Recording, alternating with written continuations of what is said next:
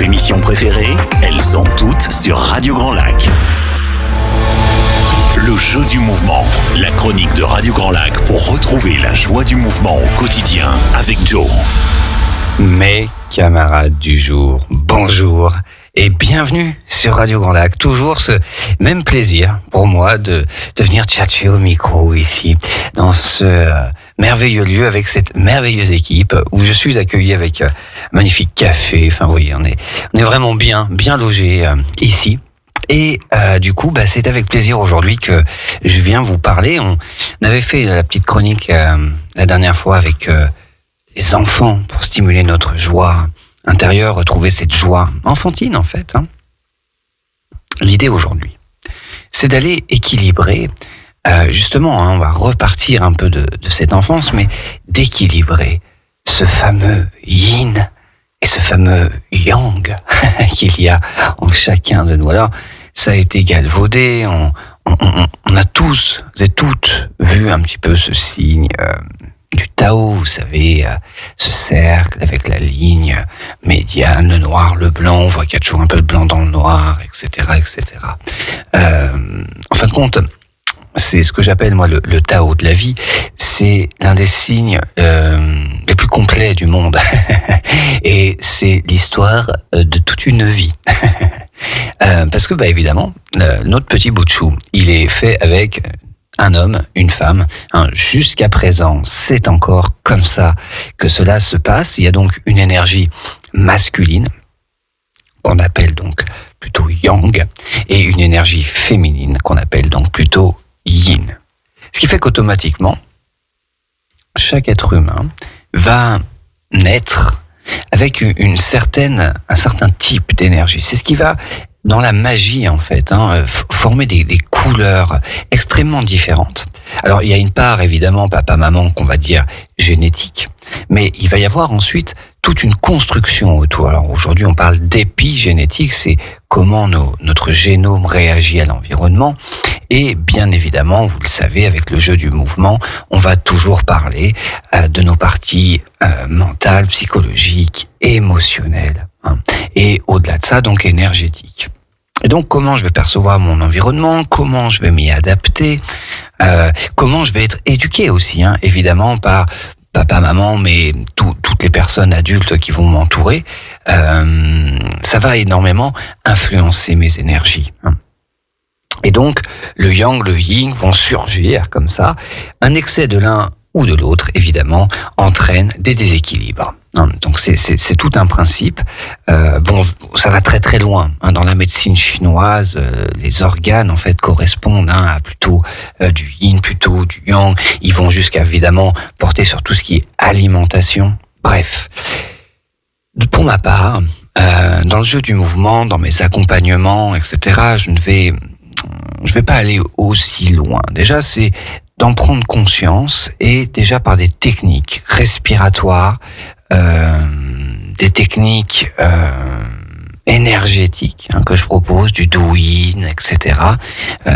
Voilà, de se taper un peu sur les épaules. Vous savez, se taper sur les trapèzes à droite, se taper sur le trapèze à gauche, soit la main à plat, soit le poing fermé.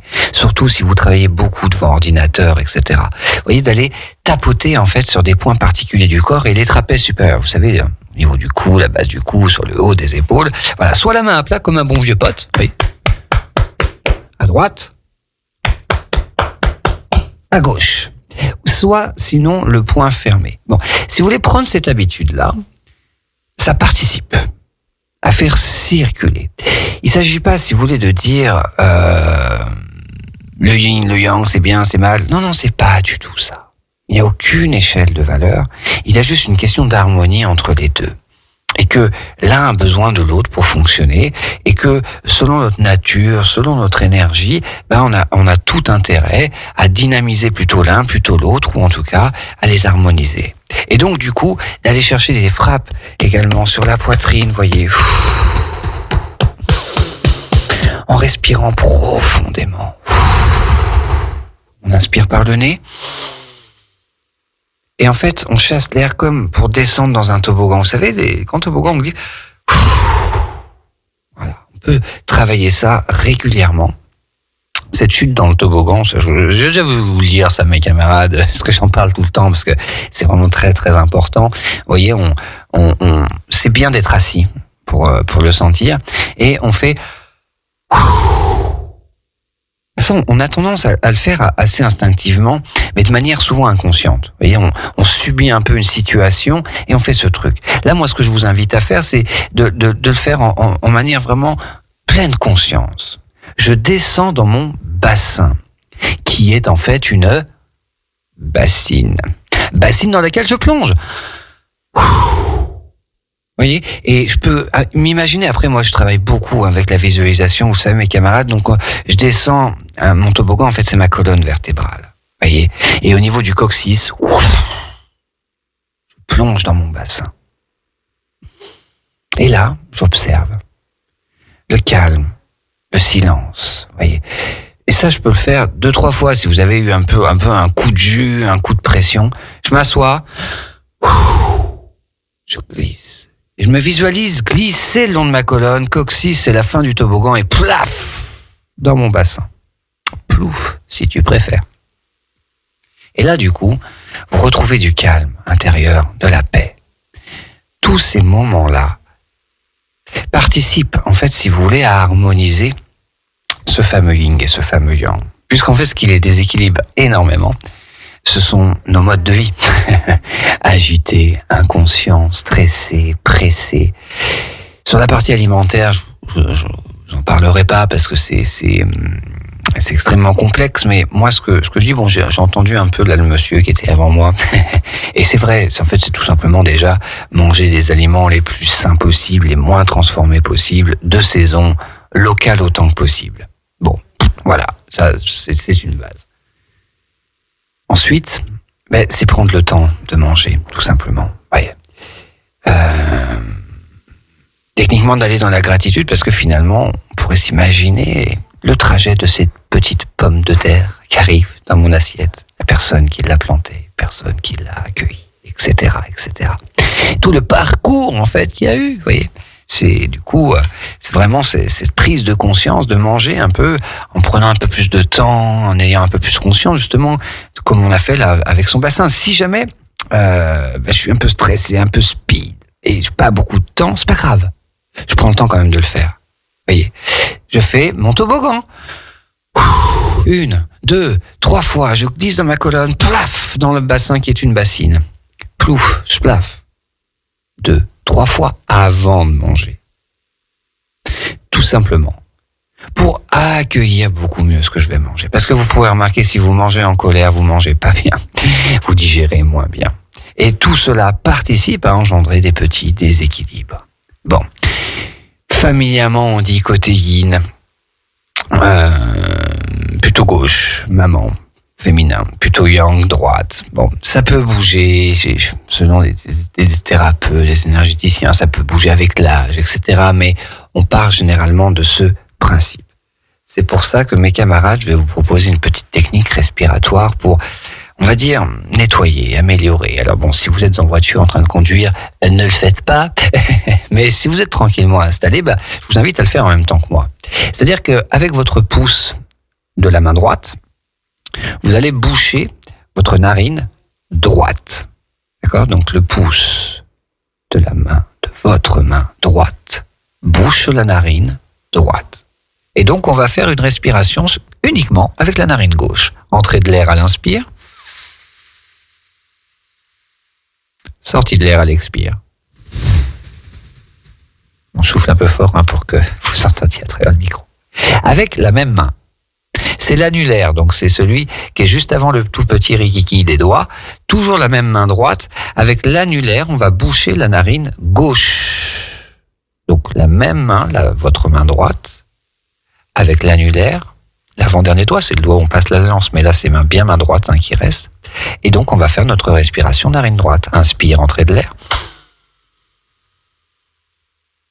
Expire, sortie de l'air. Et je reprends. Pouce de la main droite qui bouche la narine droite. Inspire, expire, narine gauche.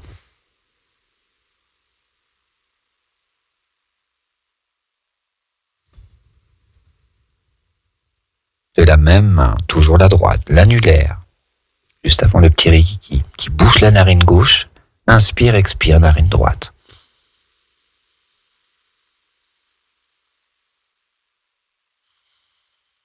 En pleine conscience. En fin de compte, quand on va aller respirer sur le côté, comme ça, c'est prendre conscience que c'est tout le côté qui respire, pas uniquement la narine. Alors bien sûr, j'invite toujours à se connecter à l'entrée de la narine, comme si on humait le parfum d'une fleur, percevoir, etc., l'entrée de l'air dans la narine, mais en fin de compte, c'est vraiment l'idée que c'est tout le côté qui respire. J'inspire et j'expire dans toute ma partie gauche. J'inspire, j'expire dans toute ma partie droite. Bon, j'espère que c'était clair, hein. Donc je rappelle, c'est la main droite, une fois avec le pouce, une fois avec l'annulaire, qui bouche les narines. Et donc, on fait un cycle respiratoire complet par narine. À l'inspire, l'air entre, à l'expire, l'air ressort et on change. Pratiquez ça 2, 3, 5 minutes. Allez-y progressivement. Vous apportera un équilibre mental, psychologique, dont on soupçonne peu les effets. C'est-à-dire, on soupçonne peu les effets sur le long terme. Puisque ça, c'est un biais cognitif, mes camarades. Et oui, notre cerveau nous amène à dire c'est nul, ça se saurait, à quoi ça sert, nanani, nanana. Et on ne se doute pas, enfin en tout cas, notre cerveau un peu analytique, partie réflexive, ne peut pas se dire que ça pourrait vraiment modifier énormément de choses en nous, et donc au fur et à mesure autour de nous. Et ouais. Et pourtant, mes camarades, sachez que en faisant ça régulièrement, bon, je le dis pas quotidiennement pour pas vous faire peur, ça équilibre le système nerveux sympathique et parasympathique. L'un excite, l'autre calme. Donc, l'idée, c'est que les deux soient équilibrés. En plus, après, donc ça c'est là pour la partie un peu physiologique. Hein, donc le sympathique n'est pas très sympathique, c'est celui qui nous met en action, hein, d'urgence, de stress, etc. Le parasympathique est celui qui nous régule, sommeil, digestion, repos, calme, etc. Forcément, quand l'un est haut, l'autre est bas. Ça marche comme ça, c'est une mécanique. On ne peut pas avoir les deux en haut, c'est des vases communicants. Et donc, bien évidemment, je ne vous le cache pas, mes camarades, celui qui doit être le plus haut, le plus souvent, le plus fréquent, c'est le parasympathique, celui qui nous permet la régénération cellulaire, le sommeil, la digestion, etc., etc. Le sympathique, en fait, devrait être là par peps, coup, et encore, finalement, assez peu, parce que vous allez voir qu'en pratiquant ces types de respiration, on peut être de plus en plus dynamique dans l'action, tout en restant calme. On peut même devenir calmement intense. Moi, j'aime bien aussi puissamment détendu.